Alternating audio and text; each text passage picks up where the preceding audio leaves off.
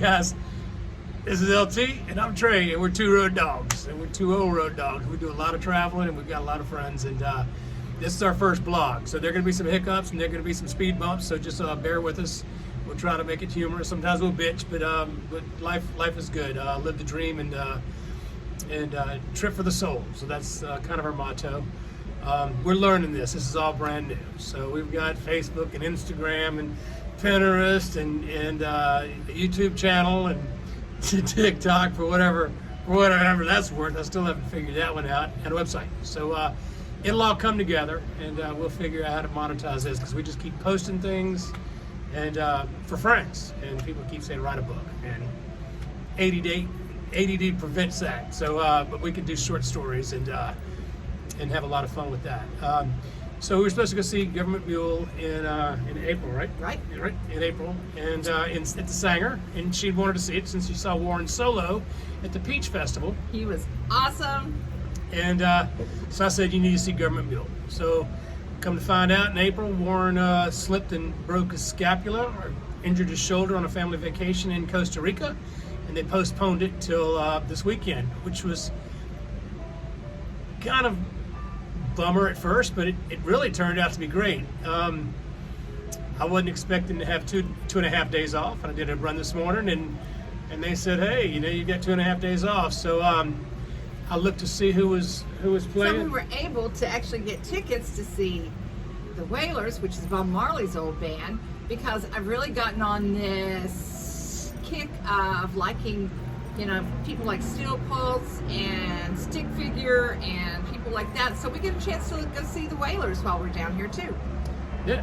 So I asked her, I said, hey, let's go to Pensacola, and we got the whole afternoon and the night off and see what's going on in Pensacola. Found out the Wailers were playing. So I'm excited. Never got to see Bob Marley. He did play the Warehouse in 1978, and I was about 16. I'd only been going to shows for about a year at that time, so I never did get to see Bob Marley or Peter Tosh. But Steel Pulse was on the Jam Cruise, and I've seen Burning Spear, and I've seen Maxi Priest and Mercy Griffith, and a bunch of others.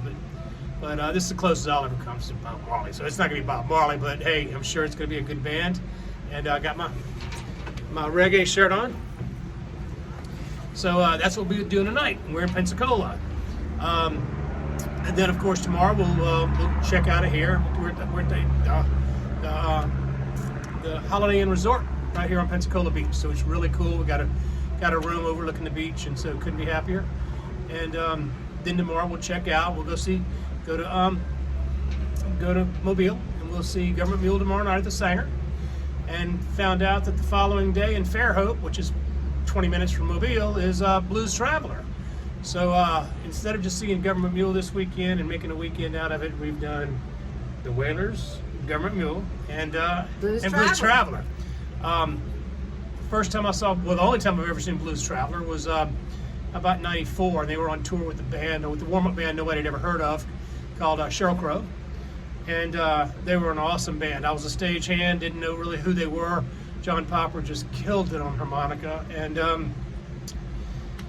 produced albums. I've worked at Studio in the Country, and they recorded at Studio in the Country. And the engineer I brought in to engineer some stuff I've worked on was engineering their stuff when John Popper crashed his motorcycle in Bogalusa and was really injured bad for a while.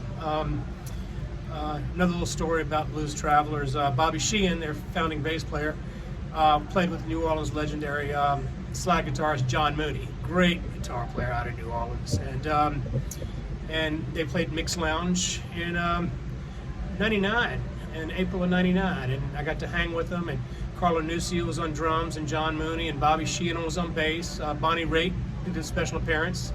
And at the end of the show, we all went to an after party, and I met Bobby's cousin and her husband, and went back and crashed out at their apartment, hung out with Bobby. Didn't know him. Mr. Madam, great guy. And 5 months later, he overdosed in his sleep in New Orleans, which is really a shame. So that's kind of my Blues Traveler story, other than working the show once at the State Palace Theater in New Orleans in '94, and then meeting Bobby and hanging with him and his family, and John and Carlo.